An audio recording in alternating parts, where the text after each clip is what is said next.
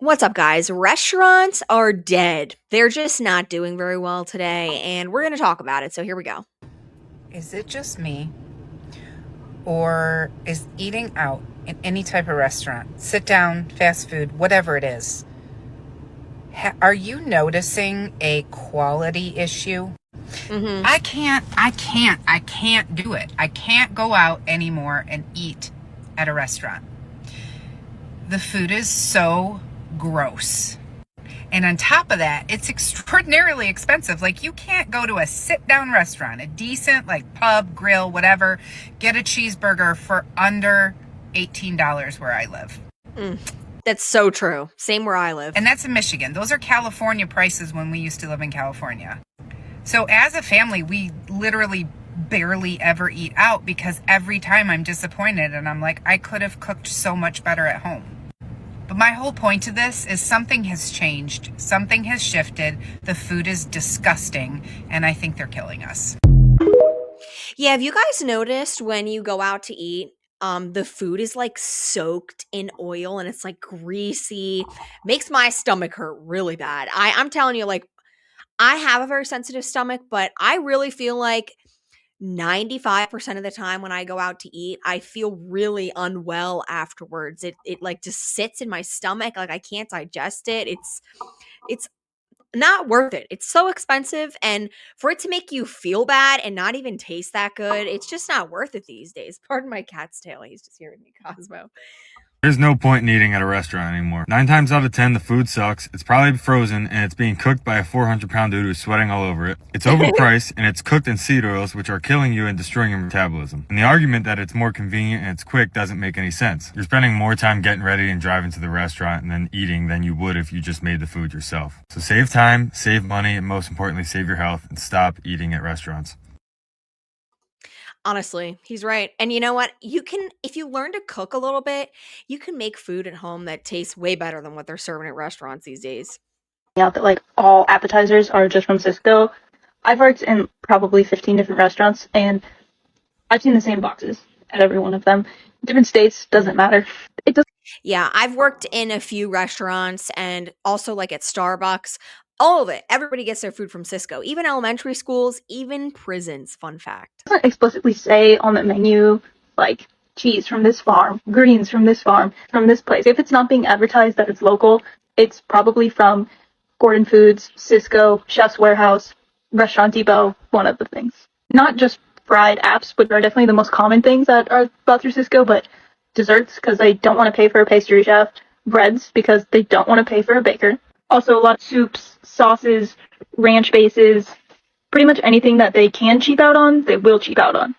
And that's not necessarily a bad thing. It would be nice if restaurants had all this kind of money to spend on local farms and support their local economy. And, you know, we all eat really great food from these local farms, but a good chef knows how to take cheap ingredients, turn them into something good, or you can use the cheap ingredients and highlight something better, save your money in certain places in order to buy something really good, really ethical, and really delicious. But it's the unfortunate truth of the restaurant industry.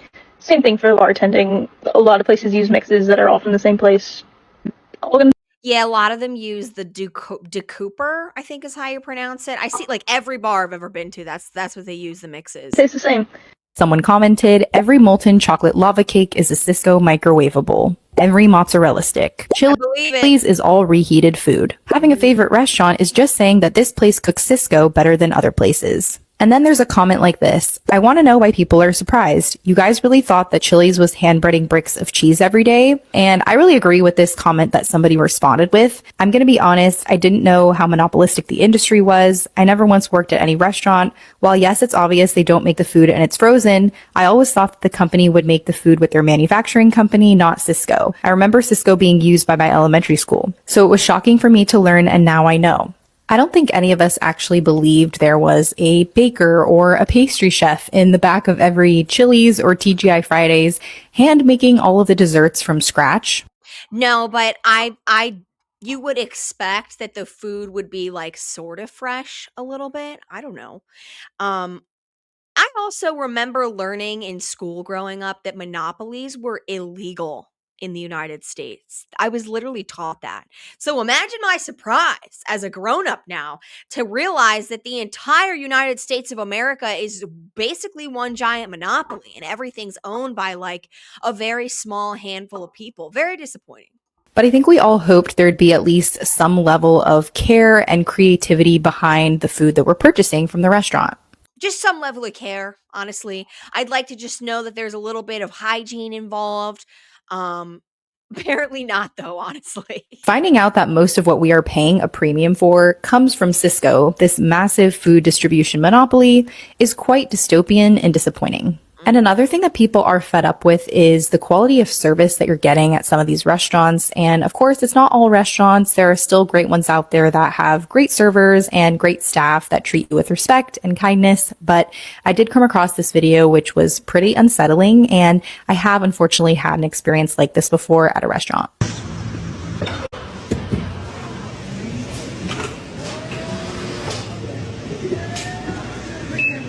Hello. Yep, I'm experiencing May I that. get a small 4-way with onions? Yeah, see, it's rude. I've experienced this as well. And as someone that worked in customer service for like 10 years of my life, part of the job is pretending that you love people, okay? Even if you don't like people, even if they're rude, even if they're, you know, the worst customer on planet Earth. Part of your job description is to basically kiss people's butts all day, okay? You're supposed to smile and wave and ask them how they're doing, and it's just part of it. That's what you're getting paid to do. And it really disappoints me when I go out now and this is how people behave. It makes me not want to leave you a tip. Like I'll be straight up. Like I will leave you not a very good tip when you behave this way because you're not I don't know. You're not even pretending to care. I mean, you're basically your job is to act and you can't even attempt to act like you care. It's just very disingenuous and it's rude. It's just flat out rude. Who's with me that going out to eat in 2026 has seriously lost its luster? Just the other day, I posted about how I've really scaled back on going out to eat and how I had planned for this month, I had planned to go to a coffee place, a pretty new coffee place near me, and a Korean spot for a dish I was really, really excited to get. Well, I got the Korean dish yesterday and it sucked. It didn't suck, but how I felt sucked because it really was a letdown.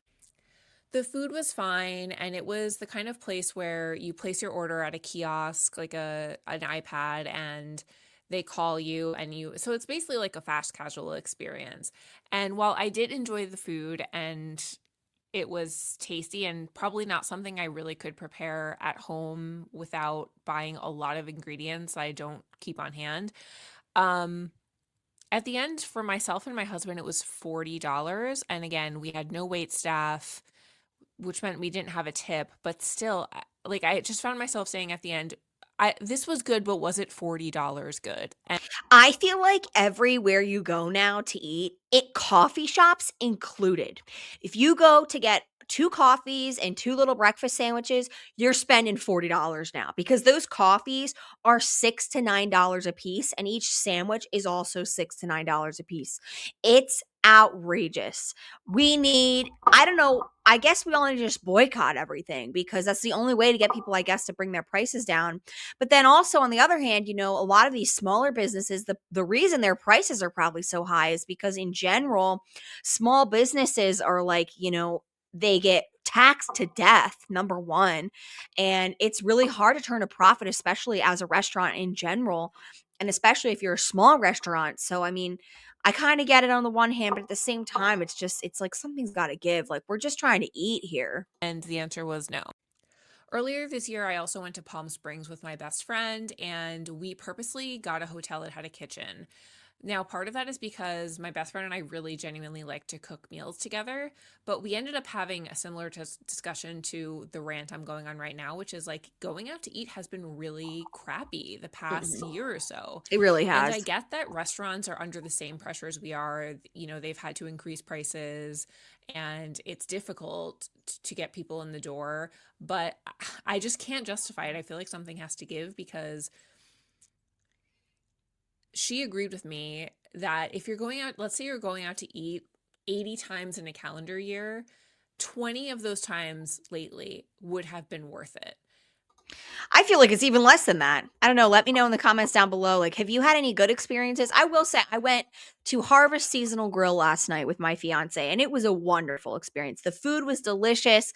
It didn't seem like reheated Cisco food. It all seemed like it was, seasonal, good, healthy, but tasty food. The service was great. Our server was very attentive and very nice. And, that was the first time in a really long time I had like a genuinely good experience, and I was like, I really enjoyed myself, and it all felt like it was worth it. It was a worthwhile experience. I can't even tell you the last time I feel like I had that at a restaurant. Between what you pay and compared to, I don't know, the quality of what you're getting food-wise, service-wise, etc. I don't know if anyone else is with me, and maybe this is unique to the US because I did have some people on my earlier videos comment like, oh, regarding like my parenting content, like, oh, it's not like this at all in France, Japan, what have you. So I'm really curious if going out to eat has become such a bummer elsewhere, because I'm honestly thinking I need to cut back even further and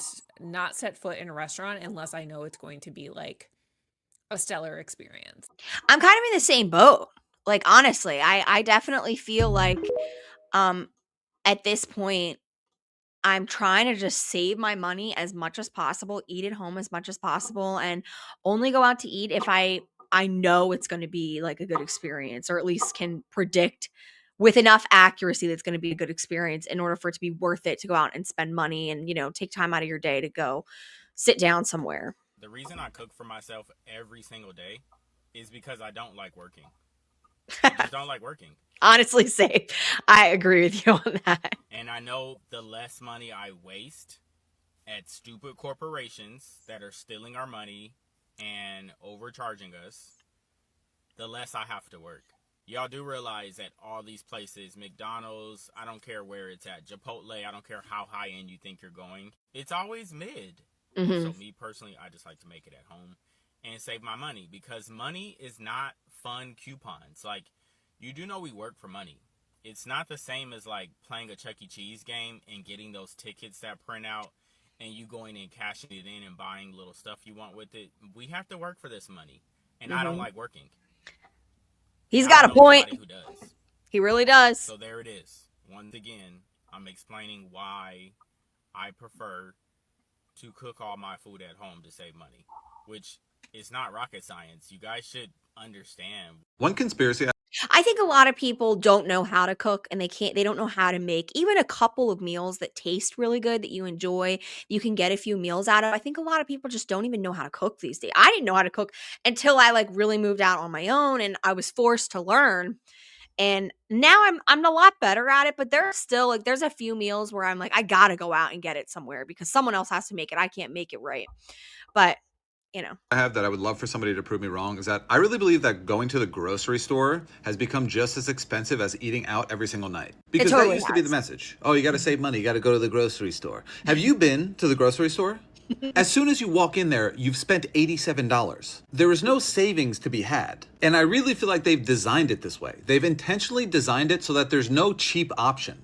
And I know what you're thinking. Oh, that sounds conspiratorial, Mike. Well, who's they? Who's they? I don't know. Whatever faceless demons run this society, I have no clue who is they. But what I do know is that it's pretty much the same when you think about it. If you can spend $40 in a night getting a meal for you and your whatever, your family or your loved one, that's basically the same as going to the store. Getting just the ingredients alone are going to be $40, and then all the groceries, you're walking out of there spending $100 for basically nothing, versus just putting a little thing into your little thing and you order something. And I know what people are going to say, oh, you got to be disciplined, you got a meal plan. Yes, but at the same time, if you apply that same discipline to like finding discounts online on your little apps, you can find deals the same way that you can find deals in the grocery store. And then you factor in that if you go to the grocery store, you then also have to put in all the effort of actually making the food. And who the hell wants to do that? Probably a lot of people, but not me. I'd rather just pay a little person to just show up on their little bike and give me the food. And I know that this is probably what the tech oligarchs want, but what are you gonna do? Yeah, honestly, I also think a lot of people just don't have time to cook meals. And honestly, I don't know about you, but I went to get like ingredients for soup, like I don't know, a couple weeks ago, and it was like $80 for ingredients for soup. Like it's more than $40 for ingredients sometimes at the grocery store. It's quite outrageous these days.